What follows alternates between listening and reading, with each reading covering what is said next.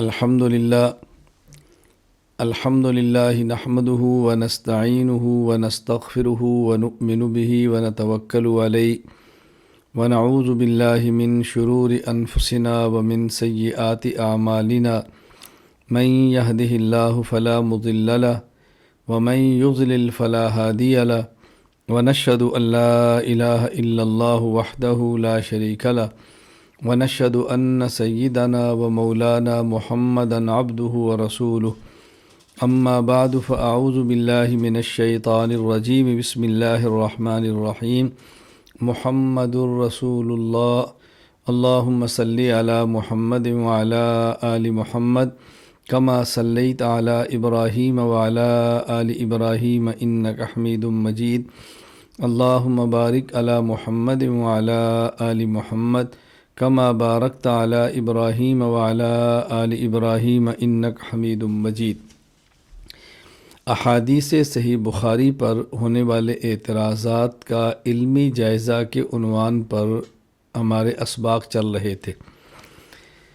صحیح بخاری کتاب الانبیاء باب قول اللہ تعالی واتخذ اللہ ابراہیم خلیلا بابہ قال حدثنا اسماعیل بن عبد اللہ قال اخبرنی اخی عبد الحمید عن ابن ابی ذئب عن سعید المقبوری عن ابی ہریرہ رضی اللہ تعالی عنہ وعنہم عن النبی صلی اللہ علیہ وسلم قال یلقى ابراہیم اباہ آزر یوم القیامہ وعلى وجہ آزر فترۃ وغبرہ فیقول له ابراہیم الم اقل لک لا تعصنی فیقول ابوہ فالیوم لا اعصیک فیقول ابراہیم یا رب انک وعدتنی الا تخزینی یوم یبعثون فأي خزي أخذ من أبي الأبعد فيقول الله تعالى إني حرمت الجنة على الكافرين ثم يقال يا إبراهيم ما تحت رجليك فينظر فإذا هو بزيخ ملتطخ فيؤخذ بقوائمه فيلقى في النار أو كما قال۔ نبی کریم صلی اللہ علیہ وسلم نے ارشاد فرمایا، حضرت ابو ہریرہ رضی اللہ تعالیٰ عنہ اس حدیث کے راوی ہیں کہ رسول اکرم صلی اللہ علیہ وسلم نے فرمایا، حضرت ابراہیم قیامت کے دن اپنے والد آزر سے ملاقات کریں گے اور آزر کے چہرے پر اس دن سیاہی ہوگی، قیامت کے دن ان کے چہرے پر غبار چھایا ہوگا۔ حضرت ابراہیم علیہ السلام فرمائیں گے، میں نے آپ سے کہا نہیں تھا کہ آپ میری نافرمانی نہ کریں، میں نبی ہوں، میری بات کو مانیں۔ تو ان کے والد اس دن کہیں گے کہ میں آپ کی نافرمانی نہیں کروں گا۔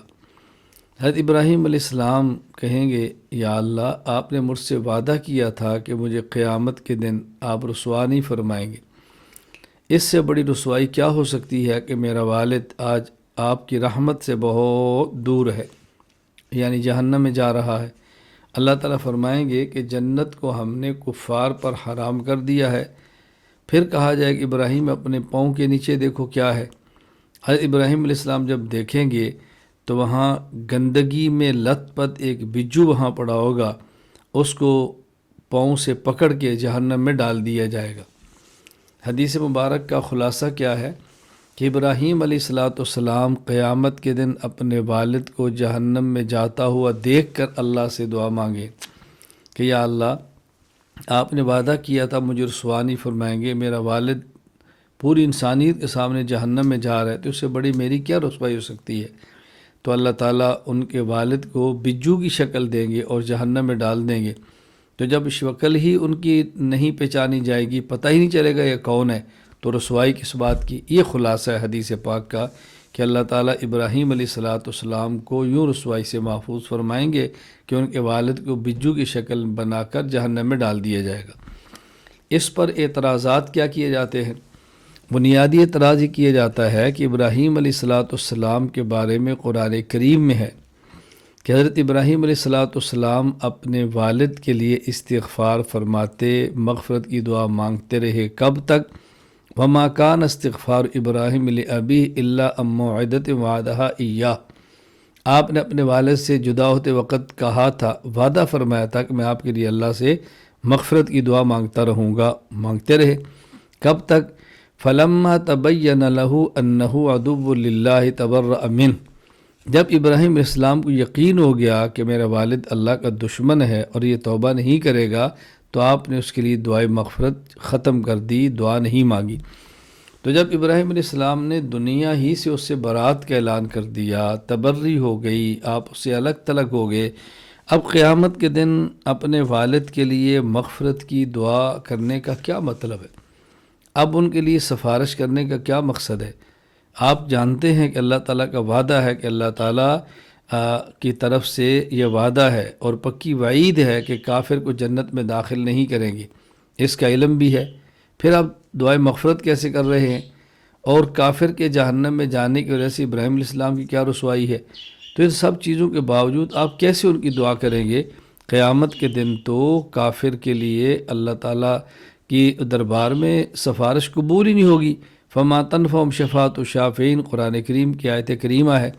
تو یہ خلاصہ ہے، یعنی اشکالات کا مجموعہ، اس کا بنیاد میں نے آپ کی خدمت میں عرض کر دی ہے کہ جب ابراہیم علیہ السلام کو ان کے کافر ہونے کا، توبہ نہ کرنے کا یقین ہو گیا کہ اللہ کا دشمن ہے، تو آپ نے ان کے لیے دعائے مغفرت چھوڑ دی تھی، تو پھر قیامت کے دن آپ اس کے لیے طلب مغفرت کی دعا فرما رہے ہیں، یہ کیا مطلب ہے؟ سفارش کر رہے ہیں۔ تو بات ذہن نشین فرما لیں۔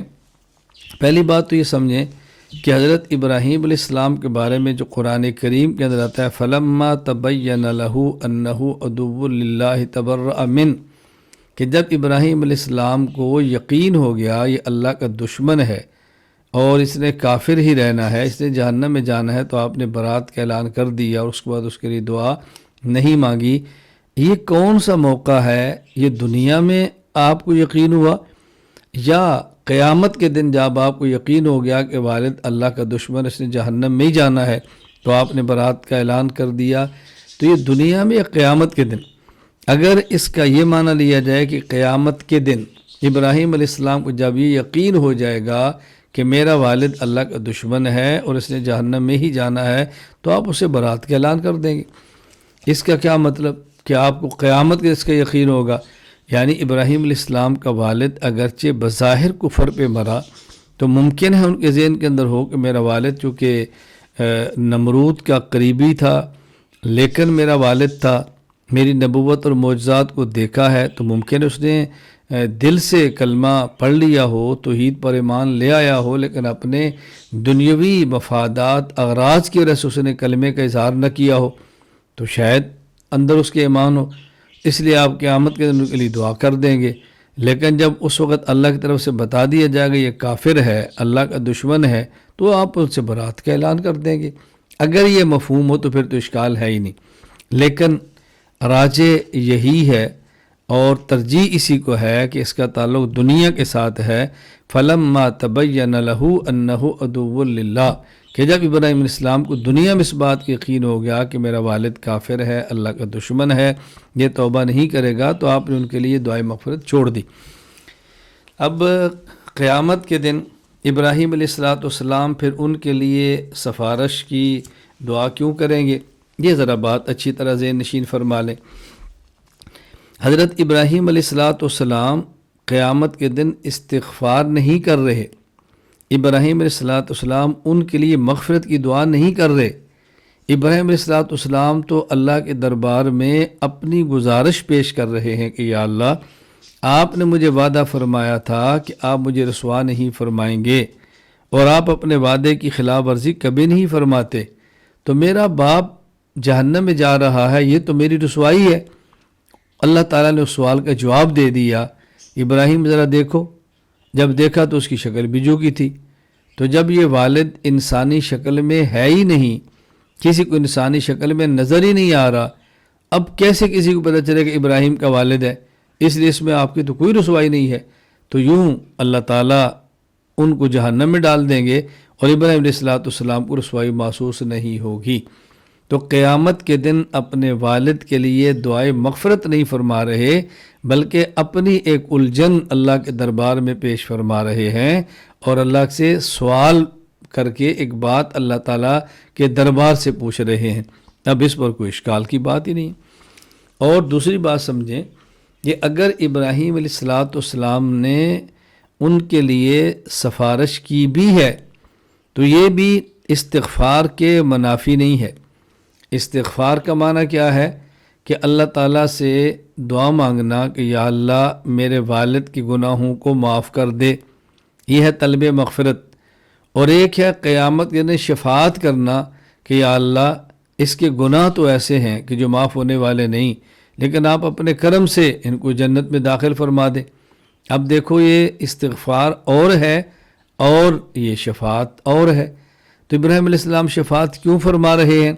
یہ بالکل ایسے ہی ہے کہ جیسے حضرت عیسیٰ علیہ السلام کو اللہ قیامت کے دن پوچھیں گے یا عیسیٰ ابن مریم، اے عیسیٰ آپ نے فرمایا تھا انت قلت للناس اتخذونی و امی الہین من دون اللہ، آپ نے فرمایا تھا کہ آپ کو اور آپ کے والد کو الہ بنا لیا جائے، خدا بنا لے۔ حضرت عیسیٰ علیہ السلام عرض کریں گے یا اللہ جب تک ان کے اندر میں تھا میں نے ایسی کوئی بات نہیں کی، آپ اس کی گواہ ہیں، اور میرے جانے کے بعد ان لوگوں نے سارے کام شروع کیے ہیں۔ پھر کیا فرمائیں، عرض کریں گے ان تعذبہم فانہم عبادک وان تغفر لہم فانک انت العزیز الحکیم، اللہ آپ ان کو عذاب دیں تو آپ کے بندے ہیں، حق ہے کہ ان کو عذاب دیا جائے، اور آپ معاف فرمانا چاہیں تو آپ غالب حکمت والے ہیں، آپ معاف بھی فرما سکتے ہیں۔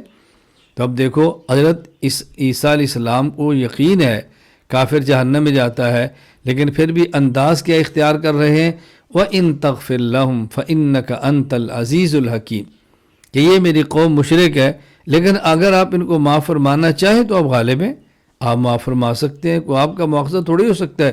لا يسأل عما يفعل وهم يسألون، اللہ تعالیٰ اگر کوئی بھی کام کرے تو اللہ سے تھوڑی پوچھا جاتا ہے یہ کام آپ نے کیوں کیا۔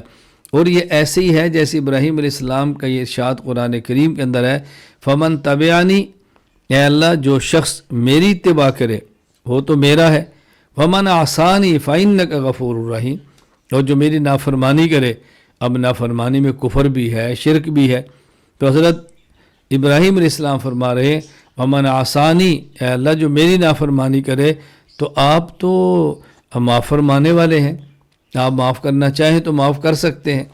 تو حضرت ابراہیم علیہ السلام قیامت کے دن ان کے لیے طلب مغفرت نہیں، دعائے مغفرت نہیں، استغفار نہیں فرما رہے، بلکہ رقیق القلب ہونے کی وجہ سے، نہایت رحم دل ہونے کی وجہ سے وہاں بھی اپنے والد کے لیے شفاعت فرمائیں گے۔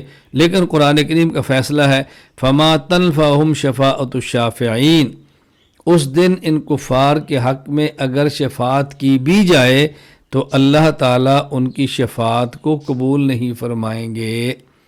اب دیکھو یہاں تو یہ نہیں ہے کہ شفاعت نہیں کریں گے، کوئی شفاعت کر بھی لے تو اللہ تعالیٰ قبول نہیں فرمائیں گے، اس لیے فما تنفعہم شفاعت الشافعین اس آیت کے خلاف بھی نہیں ہے۔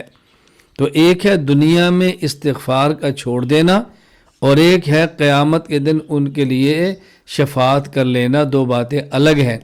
دنیا میں آپ نے اپنے والد کے لیے استغفار چھوڑ دیا تھا اور قیامت کے دن شفاعت کر لیں، تو ترک استغفار اور آخرت میں شفاعت کرنا، ان دونوں میں کوئی منافات نہیں، دونوں اپنے اپنے مقام پر الگ الگ بالکل ٹھیک ہے۔ اللہ تعالیٰ میں بات سمجھنے کی توفیق عطا فرمائے، اور احادیث کا صحیح مفہوم اللہ تعالیٰ میں سمجھنے کی توفیق عطا فرمائے۔ وآخر دعوانا الحمد للہ رب العالمین۔